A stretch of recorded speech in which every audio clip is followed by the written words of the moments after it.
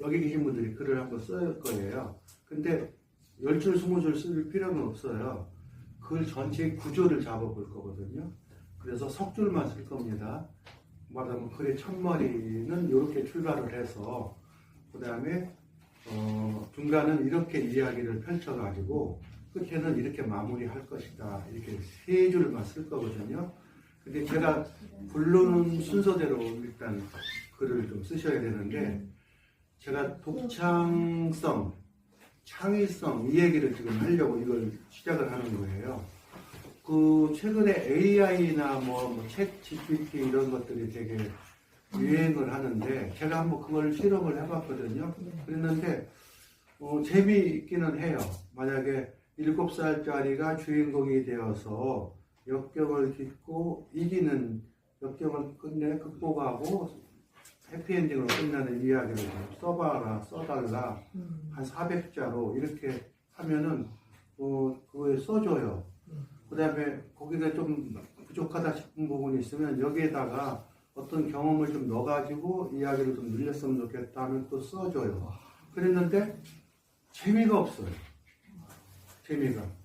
그러니까 그냥 일반적이고 일상적인 이야기들을 정리를 하니까 재미가 없어요. 그러니까 아마 보고서나 레포트 이런 것들을 작성하는 데는 괜찮을 것 같은데 읽고서 야 재밌다라든가 그래 맞아 나는 이거 공감하는 이야기로는 아직 멀지 않았을까 이런 생각이 들었어요. 그래서 결국 사람이 자기 이야기를 쓰는 것이 가장 설득력이 있을 것이다. 당분간 그게 10년 될지 20년 될지 모르겠습니다만은 그래서 저는 그 쓸거리가 없다는 사람은 뭘 써야 할지를 모르는 사람이지 사실은 쓸거리가 없는 사람은 아니다 이렇게 얘기를 하죠. 예를 들어서 명절날 그 시어머니하고 며느리가 만났어요. 며느라 너도 한마디 해. 그러면 며느리가 뭐라고 하죠? 뭐 할 얘기 없는데. 아니 그래도 뭐 할 얘기가 있을 거 아니야. 아니에요. 뭐 특히 할 말이 없어요. 이렇게 하는 거죠. 할 말이 없는 게 아니라 할 말이 너무 많아서. 예, 안 하는 거잖아요. 안 하는 거잖아요. 이게 쓸거리가 없다는 것은 말하지 않으려고 하는 거죠. 예를 들어서 은밀해서 드러내기 싫은 부분도 있지만 굳이 내가 이런 얘기를 해서는 뭐하나 하는 생각도 드는 거죠. 쓸거리 없는 사람은 딱 저 사람밖에 없어요. 3살 이하. 3살 이하. 하는 일이 매일매일 비슷해. 단조로워. 그리고 뭐 변화도 없어. 그냥 엄마 젖 먹고 무럭무럭 끄는 일밖에 없어. 근데 3살만 지나면 그 아이 눈에 보는 세상은 굉장히 경이로운 거죠. 아빠는 안 그래? 뭐 이런 식으로 해가지고 이제 되들기도 하고요. 근데 그 애가 글을 쓸 줄 안다면 글을 쓰겠지만 글을 쓸 줄 모르니까 나는 어때? 아저씨랑 놀았는데 해갖고 어머 그랬어. 그 아이 눈에 보는 세상은 그런 거죠. 그래서 3살만 넘으면요 쓸거리는 않습니다. 그랬는데 쓸거리가 없는 사람도 있어요. 대표적인 사람이 저런 사람 아닐까 싶어요. 김창옥 같은 사람. 유명한 강사인데 자기 어렸을 때 고생한 이야기 뭔 얘기 너무너무 많이 해갖고 다 팔아가지고 더 이상 이제 이야기할 재료가 없어요. 그러면 어떻게 해요? 남의 얘기하면 되잖아요. 제가 상담한 사람 중에는 이런 사람이 있었는데요 하고 오은영도 마찬가지예요. 이런 애가 있어가지고 이래가지고 이렇게 됐어요 해갖고 남의 이야기를 자기가 소화해서 어떻게 드러낼 것인가. 그래서 제일 이야기거리가 많은 사람이 결국 나이 먹은 사람들이에요. 견문이 넓잖아요. 보고 듣고 겪은 것들이 되게 많잖아요. 야야 내가 하고 싶은 얘기하면 소설책으로 몇 권이야. 맞아요. 그 말이 맞아요. 무지무지하게 많아요. 그래서 견문이 없는 사람은 없다. 근데 뭐 드러낼 줄은 모르거나 드러내고 싶지 않거나 하는 것 뿐이죠. 그래서 만약에 쓸거리가 없다면 여행하세요.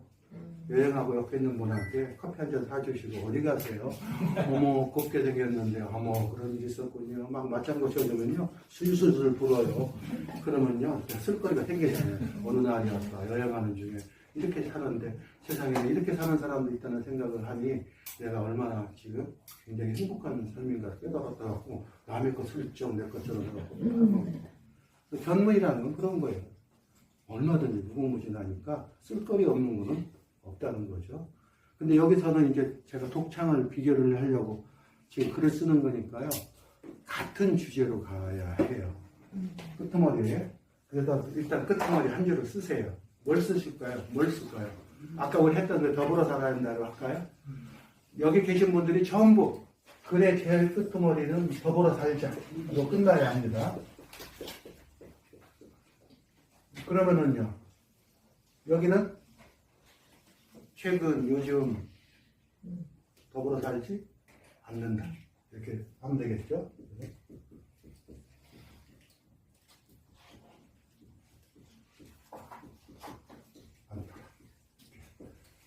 근데 무엇 때문에 더불어 살아야 한다라고 글을 마무리할 겁니다. 요거 이제 한 줄만 쓰시면 됩니다.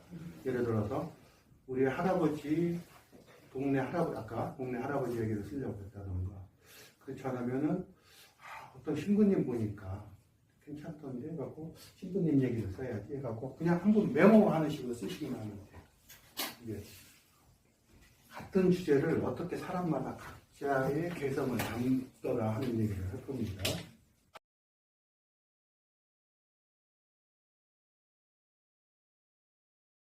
이렇게 석줄이 완성됐을 거 아니에요? 더불어 살지 않더라, 요즘. 근데 이러이러해서 나는 더불어 살아야 한다고 이제 석줄이 완성됐거든요. 첫 줄을 완성을 할 건데요. 첫 글, 첫머리. 더불어 살지 않는다를 어떤 말로 내가 처음 내 글을 읽고 싶게 할까라고 해가지고 단어만 몇 개 써보세요. 힌트를 드리면 그걸 따라 쓰면 안 됩니다. 예를 들어서 혼밥, 혼술, 혼자 밥 먹고 혼자 술 먹는 그런 단어들이 요즘에 되게 많아요. 그래서 더불어 살지 않는다를 대표하는 단어일 수도 있어요. 그래서 나 같으면 최근 혼밥, 혼술이라고 하는 말이 유행할 정도로 혼자만의 문화가 만연해 있다. 나는 이렇게 출발하고 싶어요. 그러면 선생님들은 더불어 살지 않는다를 어떻게 서론에다가 표현을 해가지고 내 글을 읽고 싶은 생각이 들게 할까를 고민해서 단어만 몇 개 써보세요. 문장까지도 필요 없어요. 나는 이런 단어로, 이런 문장으로 내 글을 읽고 싶게 해야지 라고 쓰시면 됩니다. 됐죠?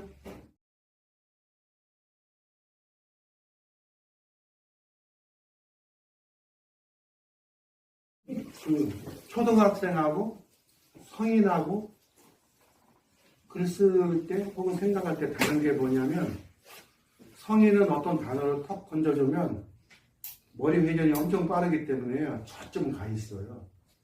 그래서 너 그렇게 말하는 저희가 뭐야? 벌써 저희까지 파악해하고 있어요. 근데 어린아이들은요 무슨 말을 또 건져줘라 생각하는 게 보여요. 너 짜장면 먹을래? 짬뽕 먹을래? 이게 생각하는 거예요. 생각이 보여요. 짬뽕을 왜 좋아해? 그래서 머리가 잘 안 돌아가요. 그잖아요. 근데 한 5학년, 6학년쯤 되면 너 짜장면 먹을래? 짬뽕 먹을래? 짬뽕을 왜 좋아? 짬뽕을 먹을 거라고. 왜냐하면 이미 겪었기 때문에 설명할 수 있는 논거가 다 들어있어요. 그래서 걔네들은 뭐 얘기를 하면 그 다음으로 가는 것이 빠르죠. 근데 성인이면 얼마나 빠르겠어요. 그래서 성인은 글 쓰고서 문장을 하나 쓰고 제가요 더불어 살지 않더라를 이해시키기 위해서 어떤 걸 덧붙여야 할까라고 얘기를 한 거잖아요. 이게 얼마나 추상적이고 일반적인 단어들입니까? 그러면 상대방을 이걸 이해시키기 위해서 구체적인 단어가 나와야 하거든요. 일반적인 진술을 이해시키려면 상대방이 이해할 수 있는 구체적인 사실을 덧붙여야 돼요. 그래서 제가 아까 설명드렸잖아요. 더불어 살지 않는다의 구체적인 사실은 혼밥, 혼술이다. 근데 성인들은요, 일반적인 진술을 설명하는데 또 일반적인 단어를 붙여요. 더불어 살지 않는다. 자본주의. 그 다음에 뭐 개인주의.